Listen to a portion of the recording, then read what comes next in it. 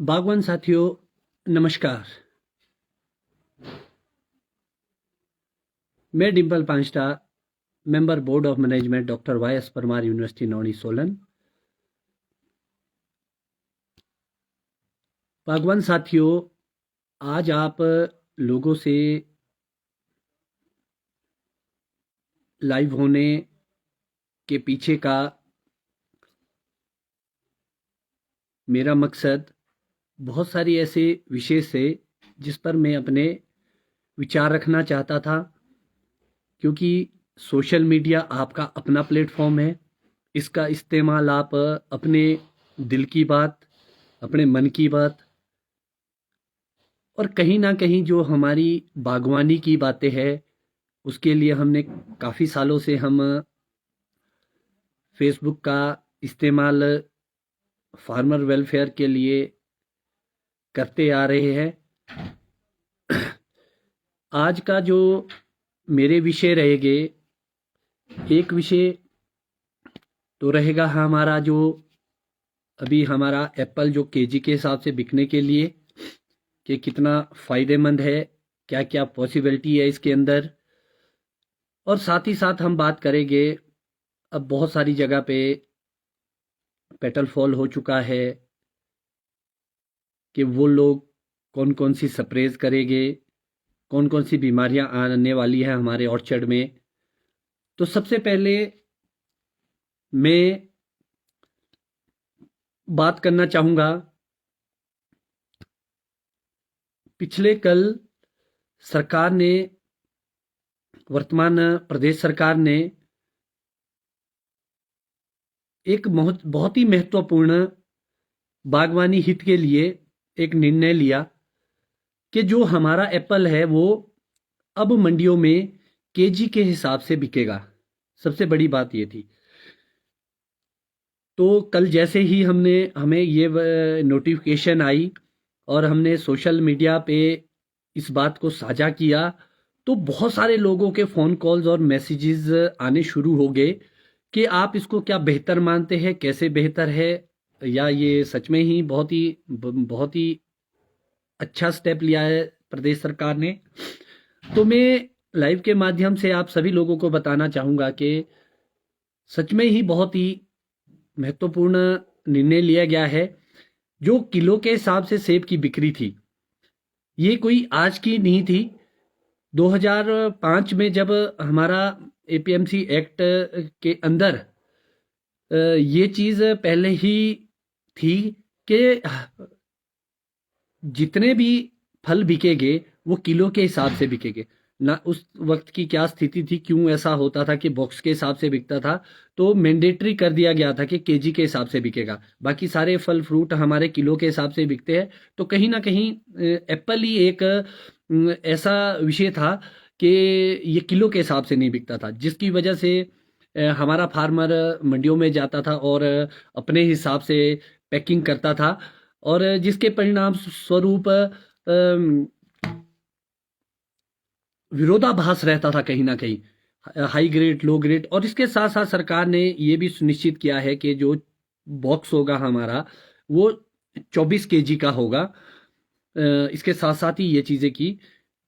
तो कल हमने अपनी पोस्ट के माध्यम से धन्यवाद भी कर दिया था प्रदेश सरकार का, और आज फिर से हम धन्यवाद करते हैं कि जो पुरानी पद्धति थी उसको लागू करने के लिए। तो कहीं ना कहीं अब एक बड़ा क्वेश्चन उठता है कि क्योंकि हमें तो अपनी बात रखनी पड़ेगी कि क्या सरकार इसके अलावा भी बहुत सारी चीज़ें कर सकती थी। अब एक कुछ ऐसे क्वेश्चन है, बहुत सारे में हमारे फेसबुक मित्र बहुत नाराज भी रहते हैं हमारे इस रवैये से कि हम बड़े बेपाकी से और सीधे सीधे अपनी बात रखते हैं, क्योंकि आज तक हमने कभी सीखा नहीं डर के जीना, और अपनी बात हम खुल के रखते हैं।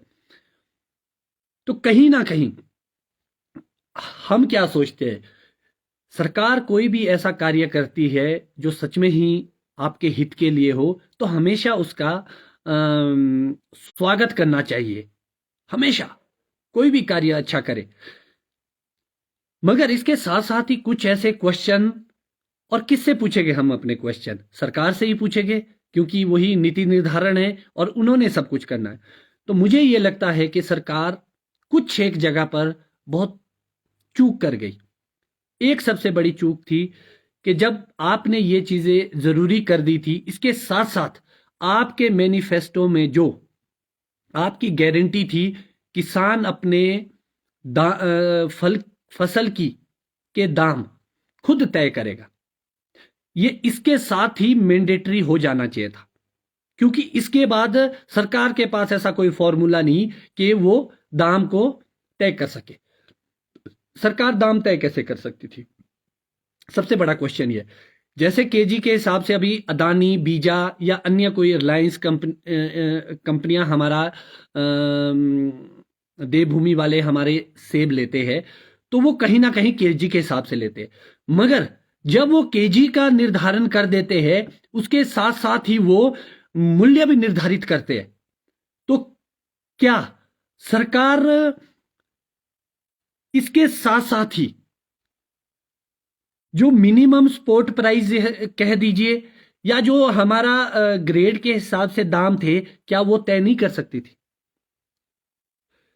और सरकार ने जो 24 केजी वाला फॉर्मूला निकाला है, जो पिछली कांग्रेस गवर्नमेंट थी, स्वर्गीय राजा वीरभद्र सिंह जी जब चीफ मिनिस्टर थे हमारे, और विद्या स्टोक्स जी हमारी बागवानी मंत्री थी, उस वक्त की जो नोटिफिकेशन निकली थी, जिसमें ग्रेड एमएम के हिसाब से जो ग्रेडिंग थी उसको सुनिश्चित किया गया था। अगर हम उसको ही आधार मानेंगे तो डेफिनेटली हमारा 24 और 25 केजी का बॉक्स मंडी में जाएगा। अब यहां बड़ा ही एक इंटरेस्टिंग क्वेश्चन है सरकार से।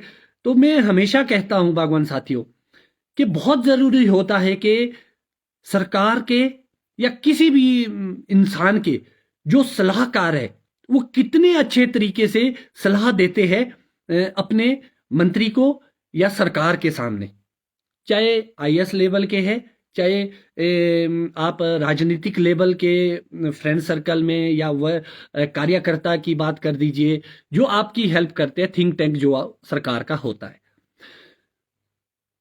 दूसरी अन्य बात है कि अगर सरकार को 24 केजी का फॉर्मूला निकालना ही था, तो क्यों सरकार ने एमएम के हिसाब से नोटिफिकेशन क्यों नहीं निकाली कि हमारा लार्ज का साइज जो होगा वो ये एमएम होगा, मीडियम का ये होगा, स्मॉल का ये होगा, एक्स्ट्रा स्मॉल का होगा, 240 का ये होगा।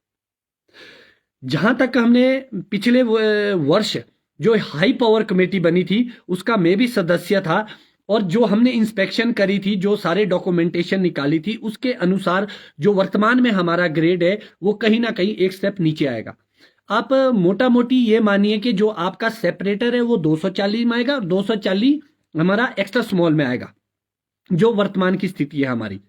और दूसरी अन्य महत्वपूर्ण बात है, मुझे लगता है कि सरकार ने कहीं ना कहीं अभी भी किसानों को एक लॉलीपॉप के रूप में एक मुद्दा दिया है कि सरकार आपके लिए कार्य करे। नो डाउट, और ये मैं दावे के साथ बोल सकता हूं कि जो पिछली सरकार के हमारे बागवानी मंत्री थे, उनके अगर कंपेयर किया जाए तो कहीं ना कहीं ये वाली सरकार फार्मर के हित के लिए सोच रही है, बात कर रही है। आगे क्या स्टेप करेगी वो देखने योग्य रहेगा हमारा आने वाला स्टेप सरकार का। तो मुझे ये लगता है कि ये एक लॉलीपॉप की तरह एक छोटी सी चीज है जो फार्मर को दी गई। अब बड़ी बात आती है कि जो किसानों के मुद्दे थे, जिसको लेके सभी मंत्री और विधायक गण इसी सरकार के, खासतौर पर सेब बहुल क्षेत्र के, जब किसान आंदोलन में आए थे तो जो 20 सूत्रीय मांगे थी उसमें एपीएमसी एक्ट को लागू करने की सबसे महत्वपूर्ण बात थी।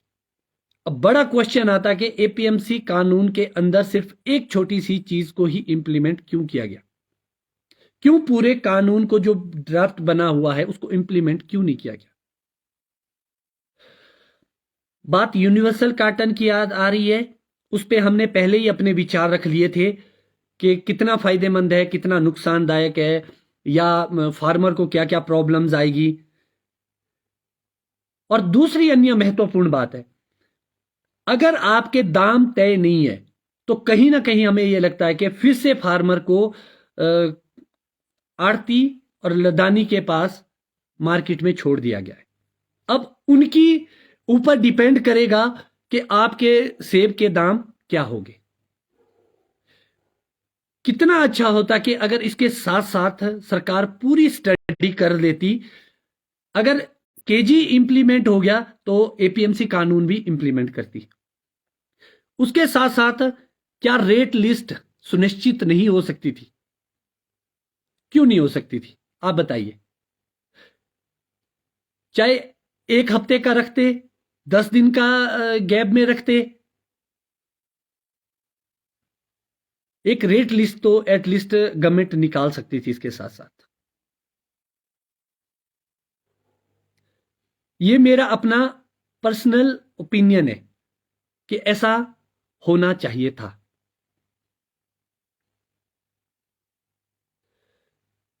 अभी भी सरकार अपनी गारंटी को पूरा नहीं कर पाई, और ये बहुत अच्छा समय था जब सरकार संजीदा थी, तो आपको ये सारी चीजें ही कर लेनी चाहिए थी।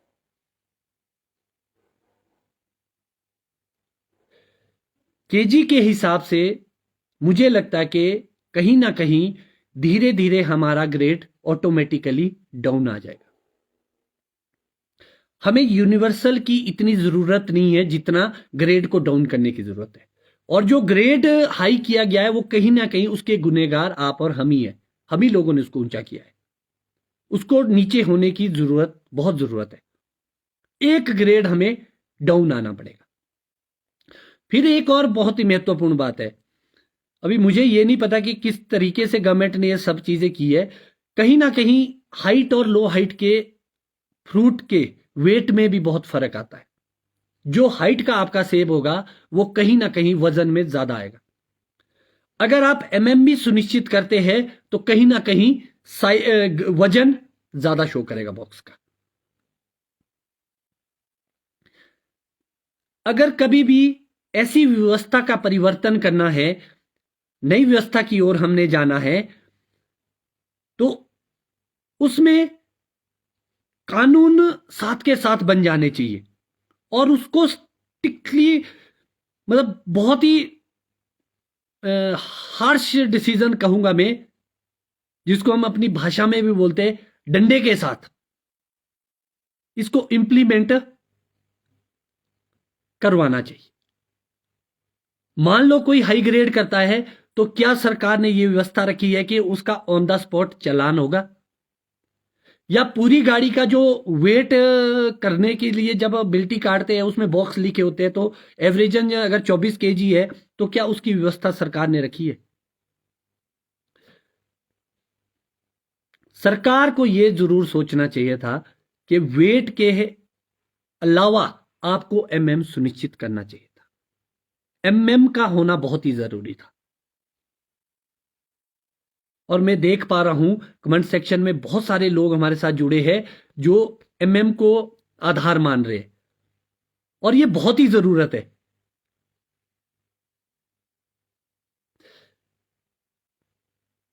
किराया किस हिसाब से होगा, या सरकार का जो मशीनें हैं, मुझे लगता है कि भाई अगर सरकार एक नोटिफिकेशन निकालती, चाहे पंचायत लेवल पे प्रधानों को देती या आपके एचडीओ एसएमएस को देती, क्योंकि सभी लोगों के पास पूरी जानकारी है कि अब तो लगभग मुझे लगता है 70 से 80% लोग ऐसे हैं जो मशीनों पे पैकिंग करवाते हैं। तो क्या उन मशीनों को वालों से उनको पंचायत लेवल पे या सरकार लेवल पे पूरी डिटेल है गवर्नमेंट के पास? अगर नहीं भी है तो वो तो एक हफ्ते के अंदर आ जाएगी। तो क्या वहीं पर हम अपना एमएम फाइनल नहीं कर सकते? जो हमारी ग्रेडिंग लाइन है उसी में हम अपने एमएम के हिसाब से ग्रेड सेट कर दे, तो ये झगड़ा ही नहीं रहना कि भाई आपका पेटी कितने केजी की जाएगी। और मैं देख पा रहा हूं कि पिछले कल से सोशल मीडिया पे किसी ना किसी को क्रेडिट देने की होड़ लगी है, अपने अपने नेता को। क्या ये सही है? क्या आपको पता है कि भाई जो डिसीजन सरकार ने लिया उसके पॉजिटिव क्या आएंगे, नेगेटिव क्या आएंगे? क्या सच में ही सरकार ने उस दिशा में काम किया है? पिछली कांग्रेस गवर्नमेंट में भी जब एमएम के निर्धारण हुआ था, 24 केजी का निर्धारण था, नोटिफिकेशन हो चुकी थी, उसके बावजूद जब सीजन चला तो किसी ने भी वो कानून नहीं माना। आपके सामने ये चीज है। उसके बाद सरकार की पूरी निकल गई साले, उसके बाद नई सरकार बनी, उन्होंने भी इस ओर कोई ध्यान नहीं दिया।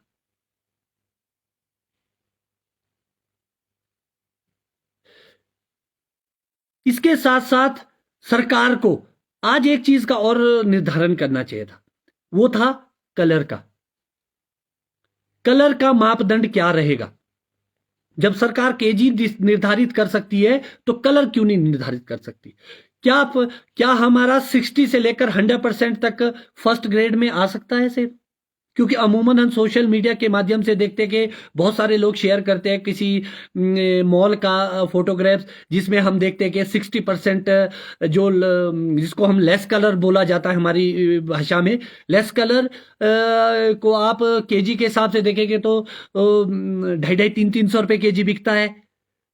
सरकार को यहां सुनिश्चित करना चाहिए था कि जब आपने केजी की ओर आपने कदम रख लिया है तो कहीं ना कहीं कलर के इश्यू को भी आप सेटल करते, क्योंकि कलर कोई आधार नहीं हो सकता किसी की फ्रूट के अंदर जो उसके न्यूट्रिशन वैल्यू है उसको वो इंपैक्ट नहीं कर सकता।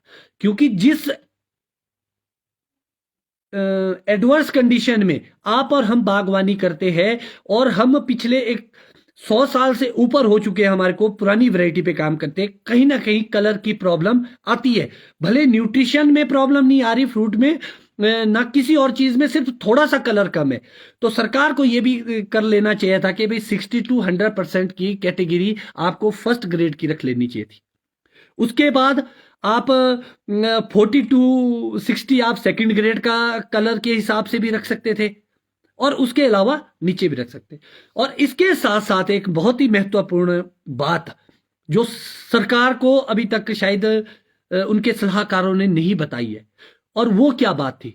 वो बात थी जो हमारा फार्मर सबसे ज्यादा नुकसान में जाता है, वो होता है हमारा सेब का लेस कलर और बी ग्रेड या ऑफ वैरायटी, जिसमें हमारा रेड गोल्डन भी आ सकता है। तो जो ये ऑफ वैरायटी और लेस कलर था, क्या इसको सरकार लगे हाथ क्रेट्स में नहीं सेल के लिए कर सकती थी? कि जो आपका बी ग्रेड लेस है, इवन यहां तक कि जो हमारे कांटे भी लगते हैं जहां पर हम अपनी बोरी देते हैं हिमफेड और एचपीएमसी को, उसको भी एक क्रेट सिस्टम में लाते। पैकिंग का खर्चा बचता फार्मर का, और कहीं ना कहीं फार्मर को भी फायदा होता। पिछले 2-1 दिन से मेरी बात जेसीओ ट्रेडर से हो रही है, दिल्ली जो लाफू घाटी में भी है जिनका स्टोर, उन्होंने पिछली सरकार में भी आपके 4 कंटेनर सरकार को क्रेट्स के दिए थे। और जब मेरी उनसे बात हुई, उन्होंने कहा कि 100 रुपए की अंदर आपकी क्रेट आ जाएगी, और 100 रुपए में जब क्रेट आएगी तो जब आप उसको बिक्री के लिए आगे भेजेंगे, जहां पर आप माल बेचेंगे जिस क्रेट में, वो आपका वहां पर 50 रुपए का वो बिक जाएगा। तो कहीं ना कहीं जो बॉक्स का खर्चा था वो सिर्फ 50 रुपए फार्मर को पड़ता, क्योंकि फार्मर जो क्वालिटी फ्रूट है हमारा, उसमें कभी भी घाटा नहीं खाता है। हमेशा अगर घाटा होता उसमें, चाहे हमारे आड़ती है चाहे लदानी है, वो बी ग्रेड और में ही घाटा खाते हैं सबसे ज्यादा। तो सरकार ये जरूर सुनिश्चित करना चाहिए था सरकार को कि जो ऑफ वैरायटी है, बी ग्रेड है, उसको कहीं ना कहीं क्रेट सिस्टम में चालू करने की कोशिश जरूर करनी चाहिए थी। शायद आप लोग भी एग्री होंगे सारे कि अगर ऐसा होता तो आप सोचो कितने पैसे बचते। आपकी पैकिंग का खर्चा बच गया, आपके पेटी और ट्रे का खर्चा बच गया, सिर्फ एक क्रेट लानी है और उसी में से। और उसमें खरीदार का भी ये फायदा था कि भी ओपन दिखेगा, ना कोई फार्मर मिक्सिंग कर पाएगा, सड़ जाएगा सेब, क्योंकि लॉस तो कहीं ना कहीं खरीदार को भी होता है और वी ग्रेड में। और बहुत महत्वपूर्ण बातें, क्या सरकार इसके साथ साथ यह निर्णय नहीं कर सकती थी कि जो आपकी ऑफ वैरायटी है उसको प्रोसेसिंग की ओर ले जाए, जिसके लिए आप एफपीओ लेवल पे या एनजीओ लेवल पे उनको अनुदान देके अभी से आप एक ब्लॉक लेवल पे अपने प्रोसेसिंग यूनिट लगाने के लिए बोल देते। क्योंकि एफपीओ तो पहले से चली आ रही स्कीम है, इसके अंदर प्रोविजन भी रखा गया कि प्रोसेसिंग यूनिट लगाए गए और फार्मर कहीं ना कहीं अपना जो ऑफ वैरायटी है वहां पर उसको प्रोसेस करेगा, जूस बनाएगा, जैम बनाएगा, चिप्स बनाएगा या कुछ भी और चीजें बनाएगा। तो क्या ये चीजें नहीं हो सकती थी? बहुत सारी ऐसी महत्वपूर्ण चीजें थी जो सरकार को कर लेनी चाहिए थी लगे हाथ, क्योंकि जब उन्होंने स्टेप ले ही लिया है तो ये सारी चीजें भी कर लेनी चाहिए थी।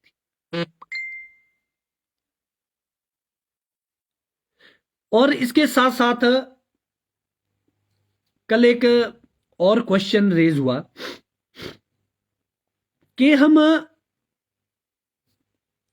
बहुत सारे ऐसे लोग थे जो ये चाह रहे थे कि मेरी फेसबुक के माध्यम से हम हर मंत्री को क्रेडिट दें। बड़ी हैरानी की बात है कि लोग हमसे उम्मीद करें कि हम उनका नाम लिखें। ये अपने विवेक का इंसान को थोड़ा सा इस्तेमाल कर लेना चाहिए। जो ये सोशल मीडिया है ये आपकी अपनी पर्सनल लाइफ है, इसमें आप किसका नाम लिखते हैं, किसका नहीं लिखते हैं, किसका क्रेडिट लाइक ऐसा कुछ था ही नहीं। हमने सिर्फ एक चीज बोली कि हम सरकार का धन्यवाद करते हैं कि उन्होंने एक स्टेप आगे रखा है बागवानी की दिशा में सुधार के लिए। अभी केजी से शुरुआत हुई है, कमियां तो हर जगह रहेगी। और उन कुछ चंद मित्रों को मैं ये भी बताना चाहूंगा, मेरी पोस्ट पे कमेंट लिखने से अच्छा आप सरकार को और अपने मंत्रियों को और विधायकों को ये चीज बताइए। और नाम लिखना किसी की अपनी मौलिक अधिकार है कि किसका नाम लिखे किसका नहीं। और आज आप सोच रहे हो कि अच्छा हुआ कि नाम नहीं लिखा गया, क्योंकि अभी भी बहुत सारी कमियां हैं और सरकार अपनी गारंटियों से और दूसरी चीजों से मुकर रही है। जिन आंदोलनों के वो खुद स्वयं हिस्सा रहे हैं उनको पूरी लिस्ट पता है कि क्या डिमांडें थी फार्मर की। सीजन आने वाला है, अभी भी सरकार की उतनी तैयारियां नहीं है जो उसको करनी चाहिए थी।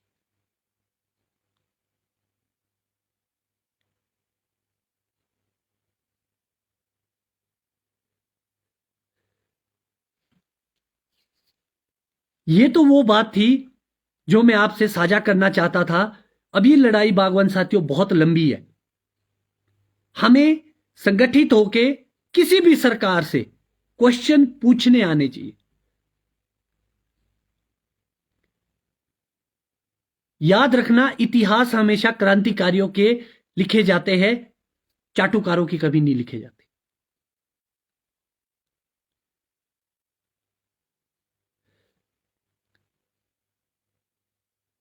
ये वो विचार थे जो मैं आप लोगों से साझा करना चाहता था। अब इस